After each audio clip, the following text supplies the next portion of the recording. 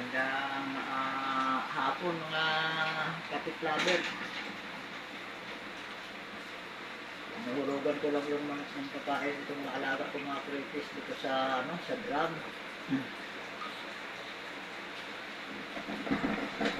Simula ng dito mga kalaber sa hagupit ng malakas na ulan at may hangin. No? Tama na naman yata yung panibagong bagyo mga kalaber.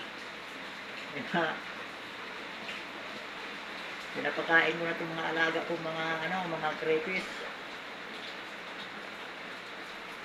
Ito yung mga ko mga kalabers dito sa yung alaga kong crayfish na nilagay ko lang sa drum.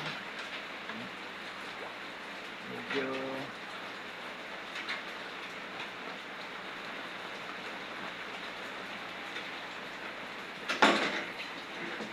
kaya sila mga kalabers, nasa drum lang. To sila, mga medium size mga kalabers. Hindi to sila ang mga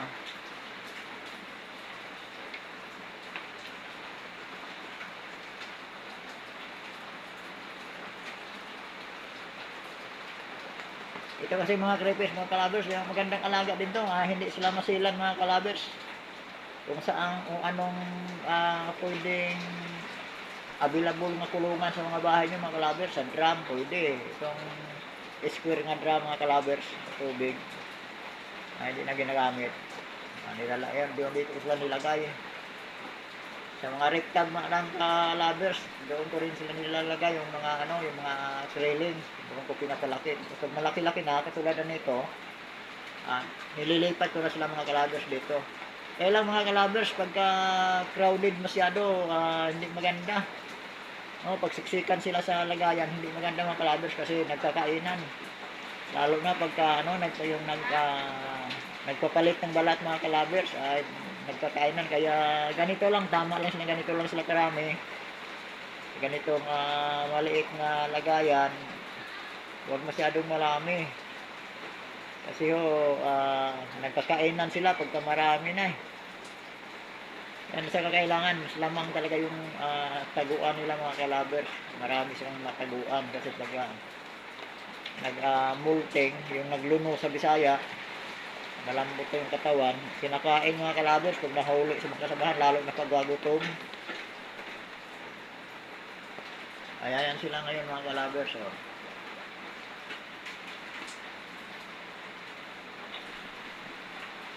May 1 taon na ako nag-alaga nito mga kalabers or mahigit na. Nung una kasi mga kalabers marami na, kaya lang nasira yung trapalpan ko. Din yun masama din ang panahon. Hindi ko napansin nga inaanay pala yung frame ng ko, trapalpan. Kahoy lang kasi at palusina pa. Yung ginagawa kong frame. Maganda siya tingnan, hindi ko alam nga sa ilalim pala pinakain na ng anay. Nung lumakas yung ulan, masama din panahon noon mga kalabers. Lumakas ang ulan at pinasok ng tubig itong yung nilagyan ng trapalpan. Nasira yung frame, bumigay. Kaya natapon, halos lahat ng mga kalabers natapon. Yung mga alaga ng crayfish, nadismaya ako, dami na noon natapon. Nagsimula lang naman ako mga kalabers sa 14 piraso. Mabilis naman sila dumami. Ito mga kalabers, mga anak na lang to. Yung natira, yung natapon, may natitira mga ilang piraso, mga trailings. Ito yung sila mga kalabers. Lumalaki at dumarami na naman. Mayroon na naman mga bagong trailings. Unti-unti na naman silang dumarami mga kalabers. Kaya mabilis naman silang daramihin.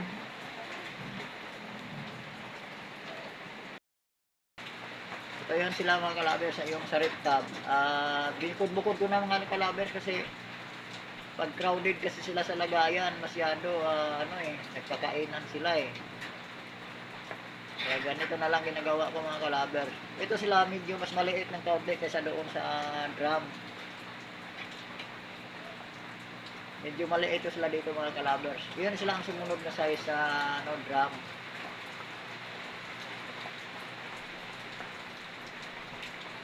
Yung iba, tapos na yata kumain mga kalabers. Pinapakain ko ng maaga, ng oras pa ngayon. Alas 12 ata. Nagpakain ko sila maaga kasi baka lalakas yung ano, lalakas yung bagyo. Ano na ngayon mga kalabers, September, October ano? October 4. No, October 4 mo, tama ba ako? Oo nga, October 4 mga kalabers. May bagyo kasi ito, sama na ng ano sa amin, malakas ng hangin. Malakas ang hangin sa Bulacan mga kalabers na ano na, ulan. Medyo lumakas na rin yung ulan. Kaya pinakain ko ng maaga itong mga alaga ko.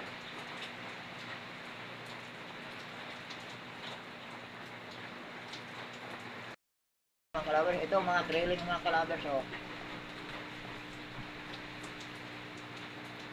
Medyo hindi naman ito gaano marami dito mga rabbits o mga grillings na to. Siguro nasa mga 50 piraso lang to. Ang anong kasi nito, ang nanay, hindi pa gaano kalakihan. Yung breeder pa lang mga kalabers. Ayan o, yung may kailan-ilan nga nakikita. Na nagtago na rin, pinakain ko rin. Kanina ko basta napakain mga kalabers. Kaya tahimik na sila, nasa loob na ng mga hides mga kalabers. Tapos itong isang mga kalabers, mga trailing na mga bagong pisa pa talaga mga kalabers, mahirap na makita. Wala pang ano.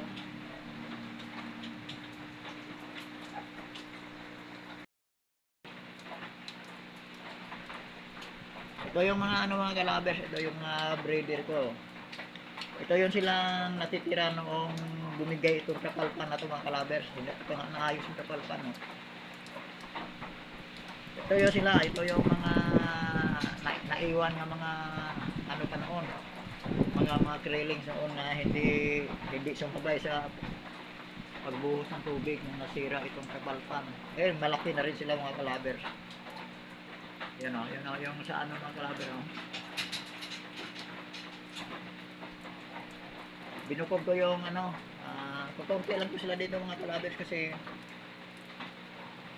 pinakain nga nila pagka ano, pinakain nga mga kalabers pagka nagpalit ng ano, pag nagpalit ng balat, malambot na yung katawan nila. Para dito silang mga aswang mga kalabers, mga kanibal ko sila.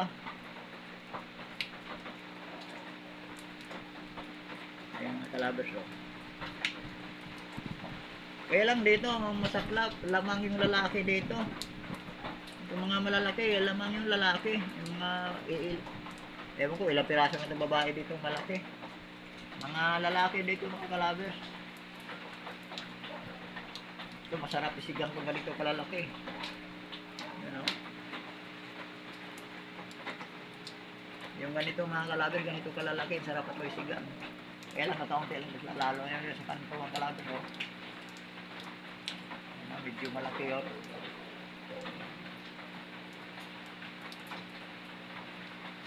Zoom natin mga kalabers. Makita nyo ng maigi. Malayo-layo kasi ulan ayaw pa lumabas. Yan mga kalabers.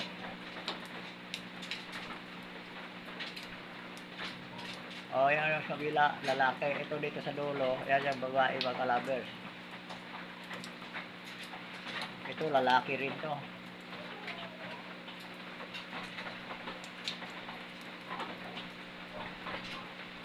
Itong pagkain dito mga kalabers, sobra to, nasobra paglagay mga kalabers. Sadya ko na rin dinamihan kasi masama ang panahon di na ako lalabas ulit magpakain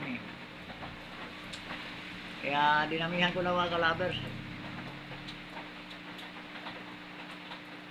Hindi naman ito madaling masira. Kahit abutin ito ng mga ilang oras dito mga kalabers. Hindi pa ito masisira, ang lakas ng ulan. Nabasa na yung nabasa na yung camera ko mga kalabers.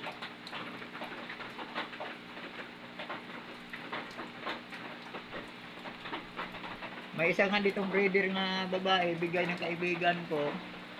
Malaki din. Ganyan kalaki Ang problema, nagpalit ng balat. Nung nakita ko, wala na, nahuli na naman sa mga nakain. Kaya nagpalit ako ng hides mga kalaber, yung mga nagdagdag ako ng mga hides na talagang hindi sila hindi sila makahulihan.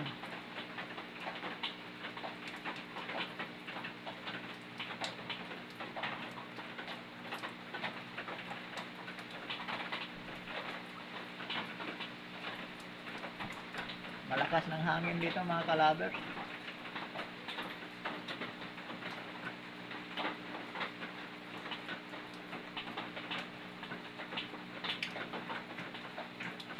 Pagkabusog na sila mga kalabers, tahimik na, tatago na sa mga ano nila, mga taguan.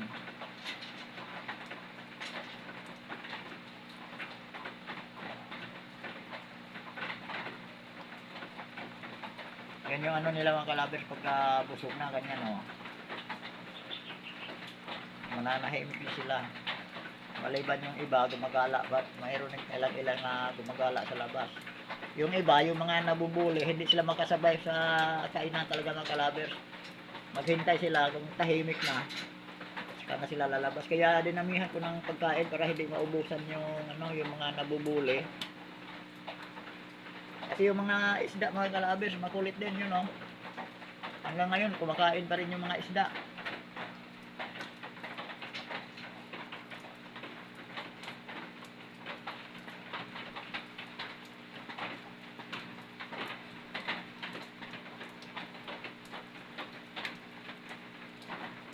Kasi kung tamang-tama lang yung pagkain yung ilagay ko mga kalabers, yung iba hindi makakain. Yung mga nabubuli. Kaya kailangan lagi sobra yung pinapakain ko para lahat makain. Pag nabusog na yung ano mga kalabers, nabusog na yung mga siga-siga, manahimik na sila sa mga taguan nila, at saka nalalabas itong mga binubuli nila. At may kahit huli silang lumabas mga kalabers, makakain pa rin sila kasi marami yung pagkain. Pero hindi advisable tong ganitong sobra-sobrang pagkain lagi mga kalabers. Hindi to maganda.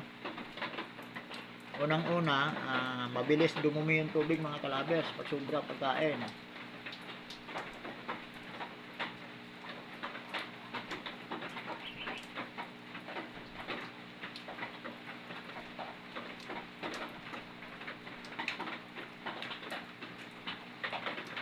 At maraming salamat sa inyo mga kalabers at ingat-ingat lang lalong-lalo na yung ano, mga lugar na naepektuhan sa bagyo. Yung hagip sa ano ng bagyo mga kalabers, kami dito sa Bulacan medyo nagpakita na ng ano yung panahon, no? Pero hindi naman masyadong maitim yung ano mga kalabers, hindi naman matulimlim sila, pero hindi naman maitim talaga yung ano ulap. Kaya lang mga kalabers, may ulan at yung hangin, malakas na hangin, pabugso-bugso. Hindi naman tuloy-tuloy yung ihip ng hangin, pero pabugso-bugso mga kalabers, malakas na talaga. Nilipad-lipad na nga yung ano ko, trapal, yung luna mga kalabers na binubong ko dito sa likod, yung nilagyan ko ng mga crayfish, nilipad-lipad na yung mga kalabers medyo malaki na yan. Okay lang mga kalabers, lalaki yung mga natitira sa ano. Kung hindi sana to bumigay itong trapal pan ko na to, ang dami na nito mga kalabers. Pati doon sa isang trapal pan yun, oh, bumigay din yun nga. Sira pa nga, oh, hindi ko na inayos. Pinalian ko na lang. Kasi wala nang laman eh. Ngayon, unti-unti na yun. Marami na namang krillings mga kalabers. Pero mayroon na ako nakareservang trapal pan na mas malaki. Hindi ko pala sit up. I-sit up ko na yun pagka yung mga binidyo kanina mga kalabers, yung mga ano, medium size. Lumaki na yun, ano ko na yung trapal pan ko. I-sit up ko na para pagsama-samahin ko nila. Ano yun, 8x4 yung by 1, 8x4 by 4x8 by 1 yung ano ko mga kalabers. Mas maluwag yun. Yung trapal pan i-sit up ko para medyo marami-rami nang nailagay ko doon. Pangit din kasi mga kalabers pagkasiksikan sila, nagkakainan. Maganda sana to kung ano mga kalabers, kung fish pan talaga mapaglagyan. Yung maluwag ba, yung nasa labas talaga, yung maluwag talaga yung lagayan, para doon mo daw makikita yung ano, lalaki sila ng husto mga kalabers. Pero pag ganito lang, parang hindi sila gaano makalaki mga kalabers kasi mas masikip. Dapat mga concrete pan mga kalabers na mapaglagyan at maluwag. Pero hindi naman ano mga kalabers, hindi naman sila masilan. Kahit nga lang sa drum, pwede na eh.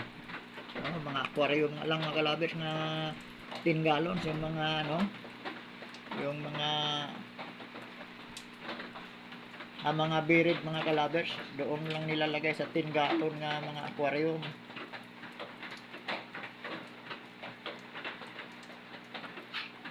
Maraming salamat mga kalabers at ingat kayo kasi medyo masama ng panahon, no? Tumatama na yata ang bagyo. Ano bang pangalan ng bagyo ngayon? At paki-subscribe na rin mga kalabers, baka hindi nyo pa ako na-subscribe. Ito aking munting YouTube channel, Edwin Zero na Pit Lover. At magandang hapon sa inyong lahat.